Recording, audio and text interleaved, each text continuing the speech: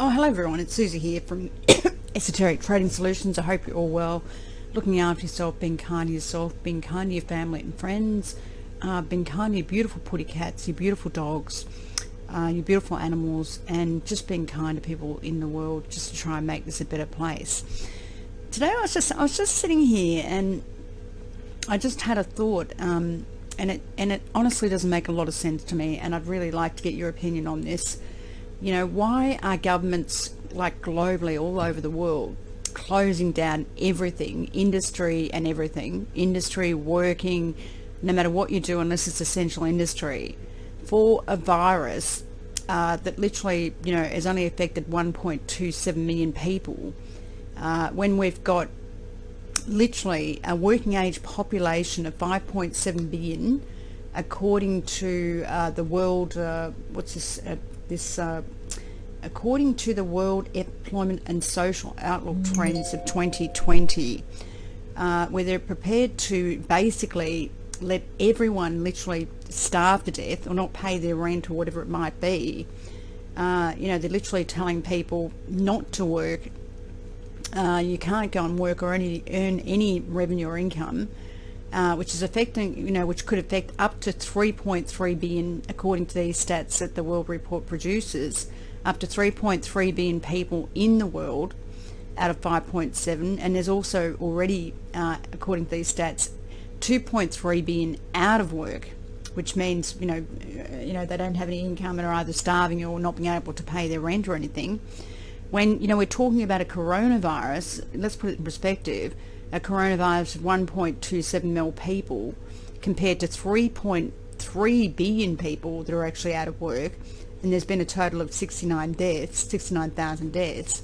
To me, it just doesn't make sense. I mean, why couldn't we all just gone to work and we could have had gloves on, obviously gloves, face mask, being in literally a plastic bubble to keep world economies going, because the effect of what's happening now is, in my mind, an absolute disaster. It's an absolute crisis. If you're an economist, like, I trained, with my first degree, economics, what it's going to do to the world is going to put us into a catastrophic depression, and it just doesn't make a lot of sense to me. The reality is, in America and here, they're saying to people that lost their job, that can't afford to pay their rent or buy food, get social benefits. Now, I know the same thing that's happening in America. I read something the other day that a woman had tried to ring up for social benefits in America, and basically she rang 2,000 times and still couldn't get through for social benefits. And the same thing's happening here in Australia. You ring up for social benefits, or go through the internet or whatever, and through their online page. It keeps closing down, it keeps shutting down because so many people are trying to apply. You can't get through on the phone. Total engagement, constantly engaged. The queues outside, the employment centres and for the benefit centres are just getting longer and longer and longer, and people just aren't getting any help at all. So it doesn't make a lot of sense to me. We've had virus before in life. We had the Spanish flu of 50 million people, but they didn't close down literally, all shops, all restaurants, gyms, whatever. They didn't close down everyone's ability to work. And honestly, to me, it doesn't make sense. When you're comparing something to 1.2 million compared to 3.3 billion potentially employed globally, I just cannot understand what's happening here. And seriously, where this is going to lead is absolute catastrophic depression, because people can't even afford food. They can't afford to, pay their rent. My understanding is the US 120 million people are one pay packet away from being out on the street because they couldn't afford their rent if they lost that pay packet. Now, if they can't get social benefits and they can't pay their rent, and yes, you can tell the landlord, don't take the rent, but it's more than that. If people can't even afford food, where do they go if there's no social welfare system? And governments say there is a social welfare system, but the reality is, on the ground, you can't actually get access to that social welfare system.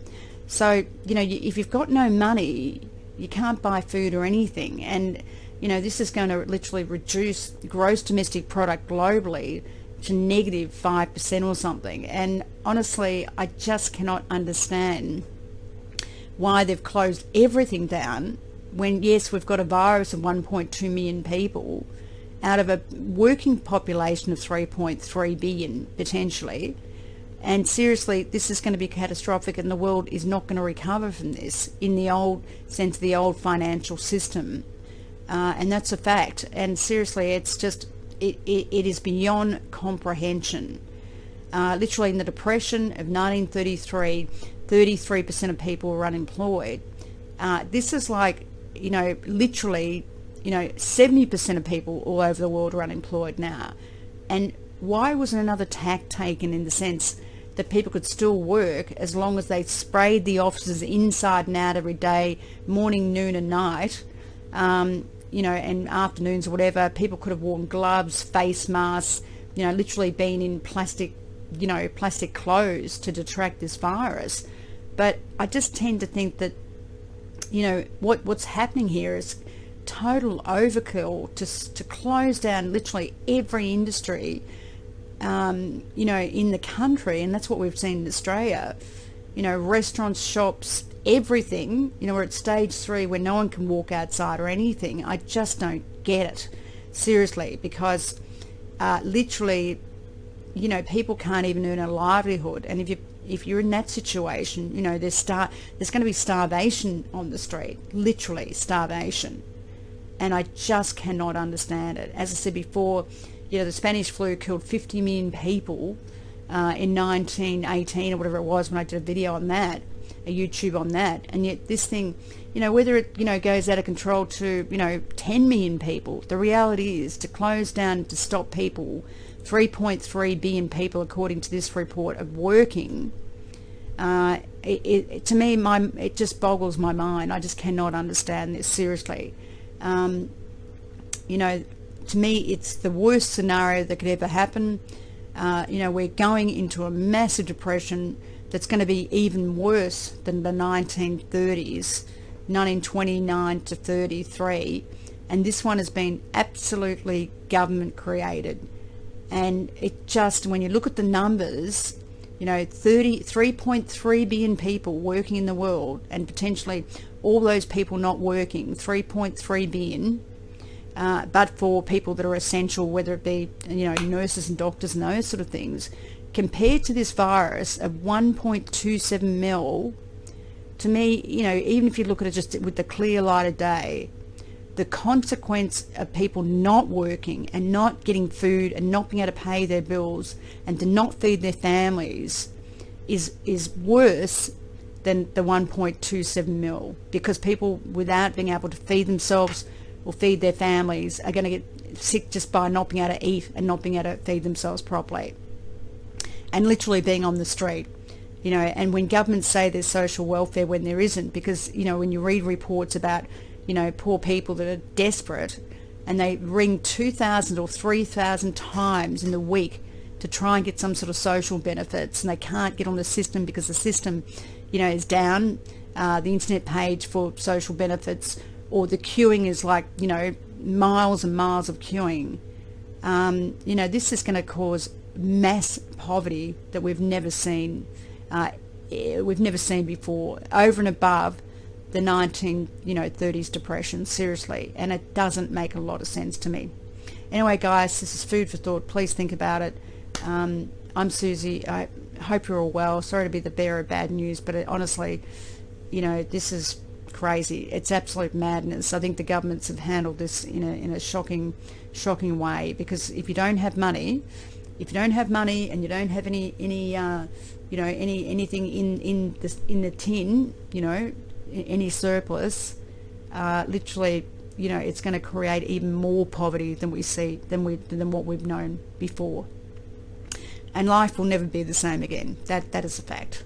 Anyway, guys, I hope you're all well. Please do look after yourself.